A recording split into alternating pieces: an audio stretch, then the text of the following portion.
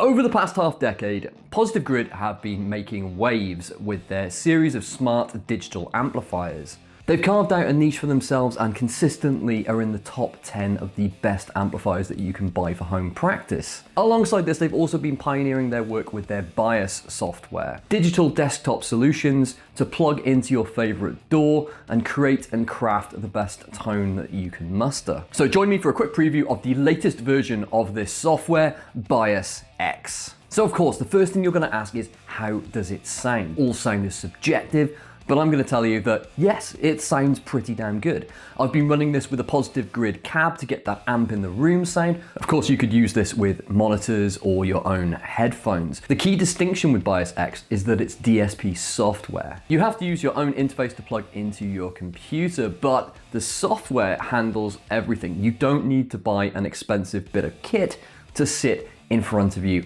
It means that the price can be lowered down to a not unreasonable under £140. Whereas a digital floor pedal or a rack is going to hurt your wallet significantly more. So what do we like about it? Well, the UI is beautiful. Everything just makes sense. Because the iconography is so clean, it means it's intuitive. Now, as guitarists, we like pretty things, and being able to see that amplifier is a major draw for me. The state of your chain is very, very easy to understand at any point. Adding new pedals, moving things around, altering the chain components is very, very simple. One of the complaints against the Spark series has always been that you can't alter the signal chain that much. It does open up with a plethora of different options that you can muck around with. In fact, it is a tweaker's delight. But this does pull me back to my first criticism of this. To alter any of the parameters, you have to use your mouse or trackpad. You can't connect it to a separate interface, which means if you want to jump from clean to dirty,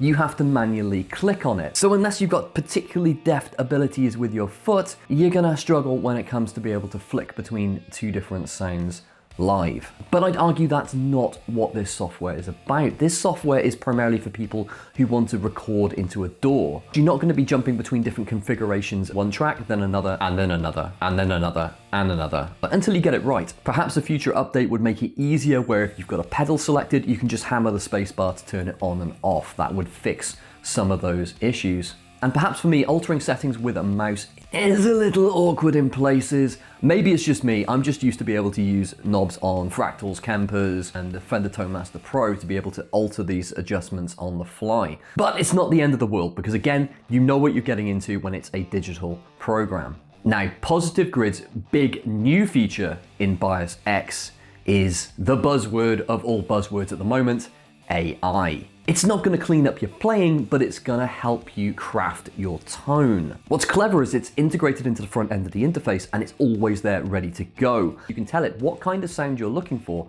and it will make it for you. This can be a raft of different types of things, genres, band names. You can work on some particularly verbose form of verbiage to explain your swirly guitar tone. It doesn't just stop there. Once you've got that tone, you can then alter it afterwards and then add more features to it by just asking for a few little tweaks. And this is pretty cool. I've got to admit, I got taken aback by some of the stuff I asked it, and it got it into the ballpark. But it's not quite perfect. It does take some time for it to actually think about what you're asking it. It's not a long time, but it's just a bit more than you'd be expecting when you're waiting for the result.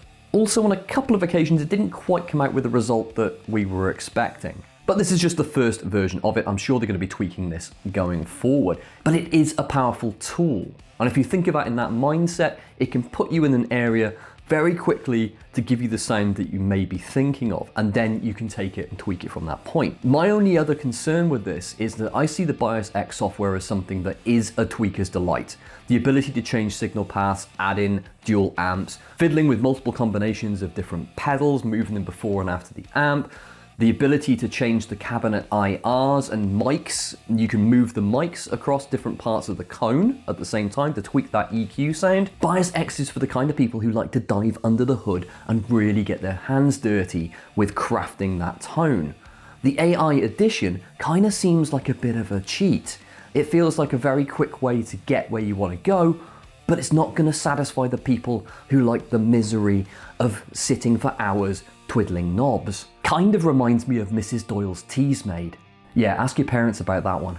Those of you who came of age around the millennium probably still have a folder full of MP3s, and now you have some use for them because you can drop it into the AI and it can analyze that tone and give you something similar.